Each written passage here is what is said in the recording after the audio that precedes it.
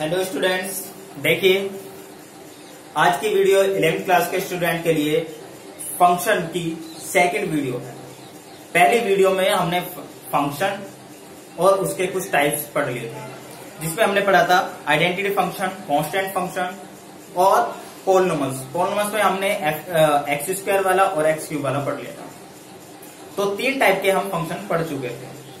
आज की जो वीडियो है उसमें हम बाकी के टाइप लेते हैं और उसमें जो 4th टाइप का फंक्शन है वो है आपका रेशनल फंक्शन।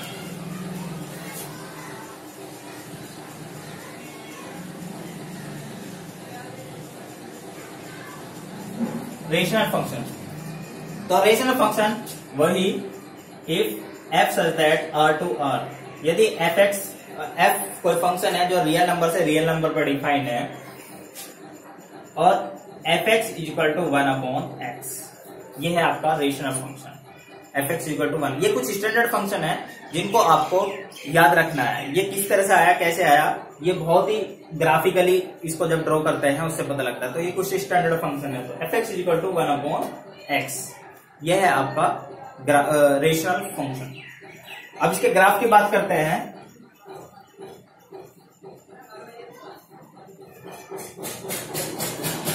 तो इसमें x की वैल्यू 1 पुट करेंगे तो आपको 1 मिलेगी।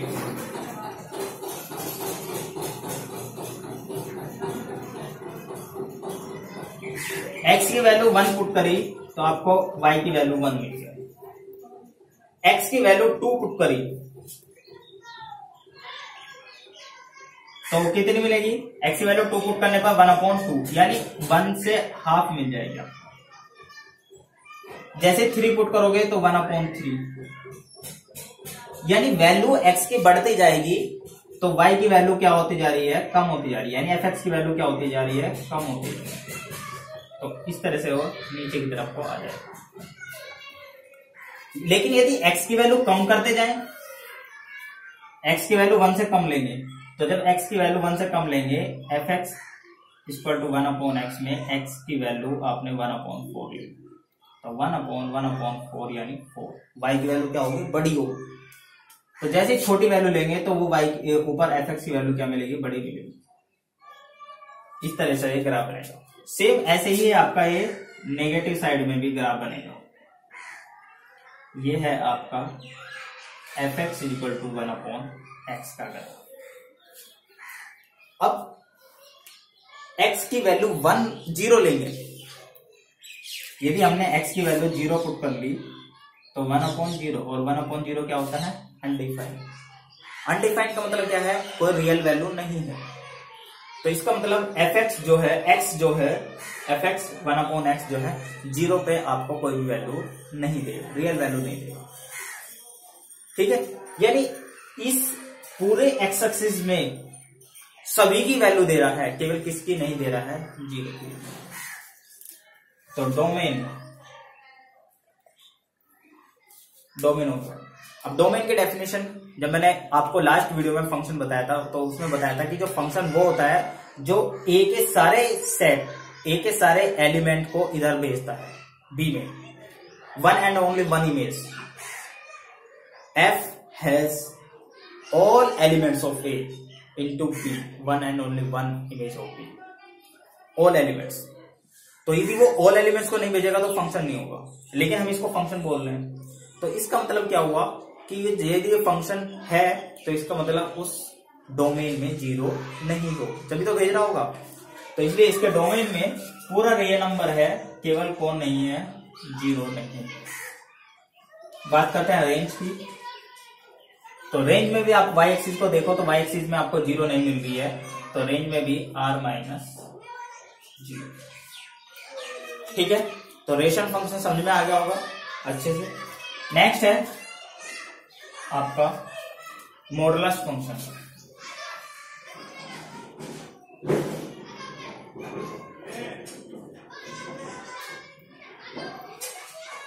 If f such that r to r, fx is equal to mod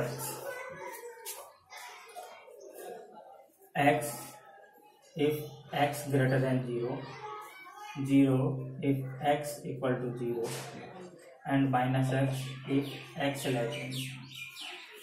इस मॉडुलस फंक्शन को हम इस तरह से लिख देते हैं। इसमें ये मॉडुलस फंक्शन होता क्या है कि यदि हम x की वैल्यू पॉजिटिव रखा है तो पॉजिटिव मिलेगी, लेकिन यदि x की वैल्यू हमने नेगेटिव रख ली तो तब भी वो पॉजिटिव मिलेगी।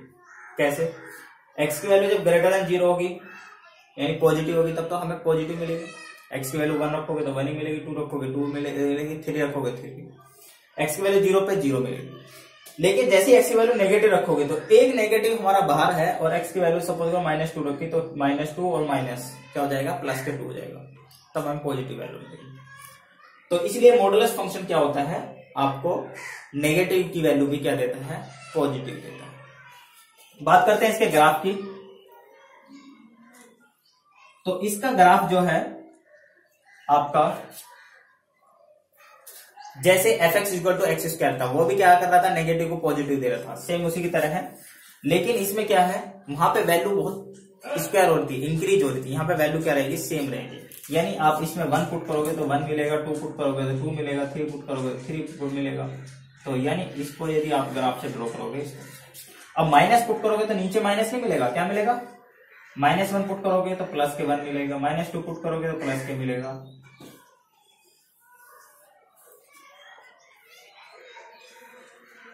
इस तरीके से इसका ग्राफ है, क्योंकि माइनस पे भी क्या है, प्लस की वैल्यू मिलेगी। तो ये इसका ग्राफ है। बात करते हैं डोमेन की।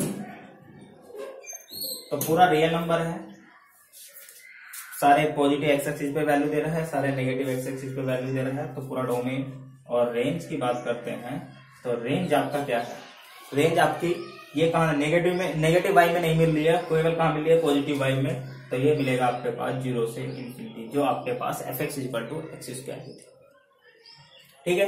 तो मॉडुलस फंक्शन 5th टाइप का जो फंक्शन है, ये भी आप लोगों को समझ में आ गया होगा। ठीक है। नेक्स्ट टाइप का फंक्शन लेते हैं हम, सिग्नम फंक्शन।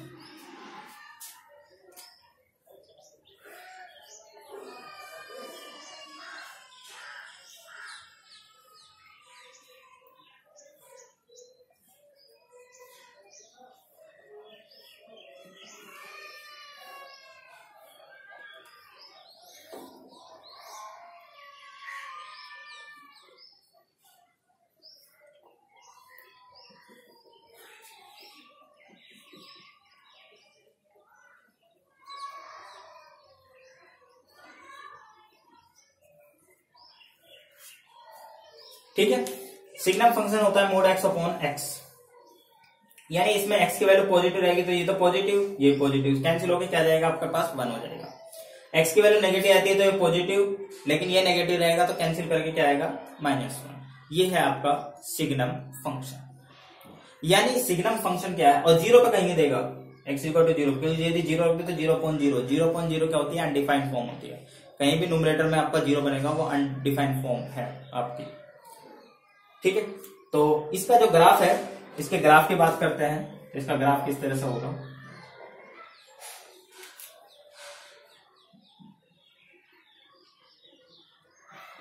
इसमें x की वैल्यू यदि हम पॉजिटिव रखते हैं तो y की वैल्यू हमेशा क्या मिलती है, 1 मिलती है।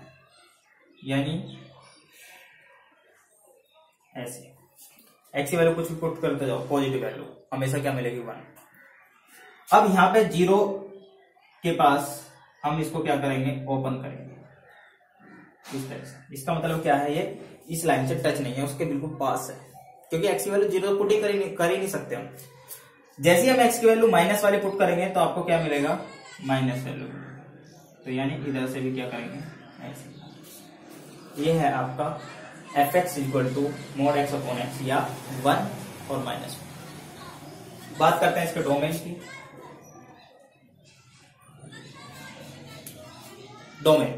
डोमेन में क्या है, पॉजिटिव सारी वैल्यू है, नेगेटिव सारी वैल्यू है, कौन सी नहीं है, केवल 0 नहीं है, क्योंकि 0 पे हमें वैल्यू नहीं मिल पाएगी। तो r-0। रेंज की बात करते हैं तो जितनी भी x की वैल्यू अपने इसमें पुट करी है, या तो वो किस पर जा रही है, 1 पर, या क्या जा रही है, -1 पर। तो केवल रेंज में 2 ही एलिमेंट होंगे, और इसको क्या लिखेंगे, इस तरीके से लिखेंगे, सेट बना के, ना कि इंटरवल बना के। क्योंकि इसमें 2 वैल्यू है, 2 नंबर है, और इंटरवल्स में क्या होता है, बहुत सारे नंबर्स होते हैं, 0 से इंफिनिटी तक जितने भी नंबर्स हैं सभी आए, लेकिन यहाँ पे क्या है, केवल 2। ये है आपका सिग्नम फंक्शन का फंक्शन और उसका ग्राफ। ठीक है, नेक्स्ट फंक्शन है आपका, ठीक है,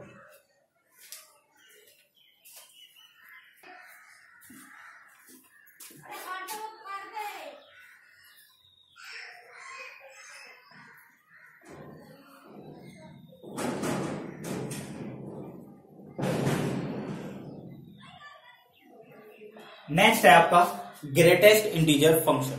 ग्रेटेस्ट इंटीजर फंक्शन किस तरह से होता है, f x f R to R f x equal to, ऐसे बड़ा ब्रैकेट बनाएंगे, ये है आपका greatest integer function. Greatest integer function क्या होता है, इसकी भी एक खासियत है, इस फंक्शन की भी एक अपने आप में एक खासियत है। क्या खासियत है कि यदि इसके अंदर कोई इंटीजर वैल्यू पुट करोगे तो वो इसको इंटीजर ही देगा, लेकिन यदि इसके अंदर आप कोई इंटीजर वैल्यू नहीं पुट करते, यानी एक वैल्यू मैंने 2 के पास की वैल्यू पुट करी, 2 के पास 2 नहीं है वो, तो वो उसकी वैल्यू आपको क्या देगा, 1 देगा। यानी जब तक इसके अंदर कोई इंटीजर पुट नहीं होगा तब तक ये उसको इंटीजर में नहीं देगा। यदि आप जब तक इसके अंदर कोई इंटीजर वैल्यू नहीं पुट करते हैं, कोई फ्रैक्शन, रेशनल, इरेशनल किसी तरह की पुट करो, उसको भी ये क्या बनाएगा, इंटीजर बनाएगा। इंटीजर को तो इंटीजर देगा ही देगा, साथ में यदि नॉन इंटीजर वैल्यू है उसको भी वो क्या करेगा, इंटीजर भी देगा। यानी यदि मैंने इसके अंदर 2 पुट किया तो वैल्यू 2 आएगी, लेकिन यदि 2 के पास की वैल्यू भी पुट करता हूं तो उसकी वैल्यू भी वो 2 नहीं देगा। क्या देगा, वो 1 देगा, कम देगा, क्योंकि जब तक 2 नहीं। यदि मैं इसके अंदर 2.1 पुट कर लेता हूं, 2 से जरा सी ज्यादा करता हूं, तब भी इसको 2 देगा। इसके अंदर 2.5 पुट करूंगा तब भी 2 देगा। यदि इसके अंदर 2.99999 पुट करूंगा तब भी 2 देगा। जब तक इसके अंदर 3 पुट नहीं होगा तब तक 3 नहीं देगा। ठीक है, ये है आपका ग्रेटेस्ट इंटीजर फंक्शन। ठीक है, इसकी ग्राफ की बात करते हैं तो 0 पे हमें क्या मिलेगा, 0। जैसे इसके अंदर क्या पुट करेंगे, 1 पुट करेंगे, तब हमें क्या मिलेगा, 1। लेकिन 0 से 1 से छोटी वैल्यू जितनी भी होगी वो सारी क्या होगी, 0 पे ही जाएगी, सारी की वैल्यू 0 पे। उसके बाद में जैसे ही 1 और 2 के बीच की वैल्यू पुट करोगे, 1 और 2 के बीच की, वे सारी की सारी क्या रहेगी, 1 रहेगी। 2 और 3 के बीच की वैल्यू जो पुट करोगे,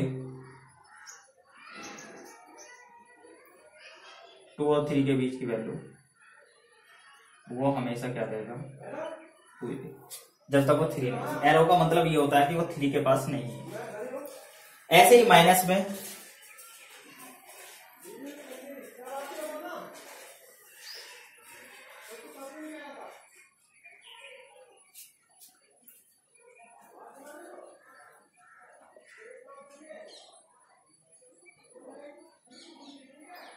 ये है आपका ग्रेटेस्ट इंटीजर फंक्शन का ग्राफ। ठीक है, बहुत ही कम यूज होता है इस फंक्शन का ग्राफ, जरूरत बहुत ही कम पड़ती है, लेकिन इसको समझना था इसलिए मैंने आपको बता दिया कि 0 और 1 के बीच की सारी वैल्यू क्या रहेगी, 0 रहेगी। 1 और 2 के बीच की सारी वैल्यू 1 रहेगी। 2 और 3 के बीच की सारी वैल्यू ये है आपका ग्रेटेस्ट इंटीजर फंक्शन। ठीक है, तो ये हमारे पास आज जो है टाइप्स ऑफ फंक्शन के सारे फंक्शन जो है कंप्लीट हो चुके हैं। कुछ हम जब ट्रिग्नोमेट्री चैप्टर पढ़ेंगे वहां पे ट्रिग्नोमेट्री फंक्शन आएंगे तो वहां पे उनको वहीं पर पढ़ेंगे। ठीक है, अब मैं बात करता हूं कि इनकी कुछ प्रॉपर्टी।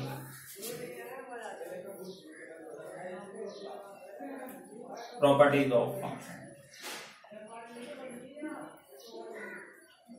फर्स्ट प्रॉपर्टी,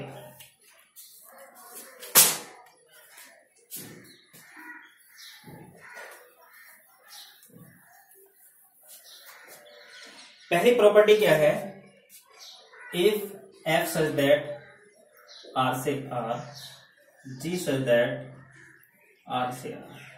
यदि आपके पास दो फंक्शन है, दोनों रियल वैल्यूड फंक्शन है, दोनों कैसे हैं, रियल वैल्यूड फंक्शन है, रियल वैल्यूड का मतलब एफ भी आर से रियल नंबर पर, जी भी क्या है आपका रियल नंबर से रियल नंबर पर।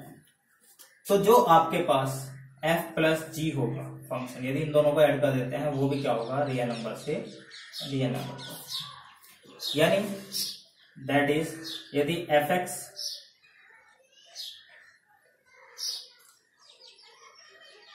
एफ प्लस जी, इसमें कोई एक्स पुट करते हैं तो क्या होगा f x plus g for all x belongs to, सभी एक्स के लिए।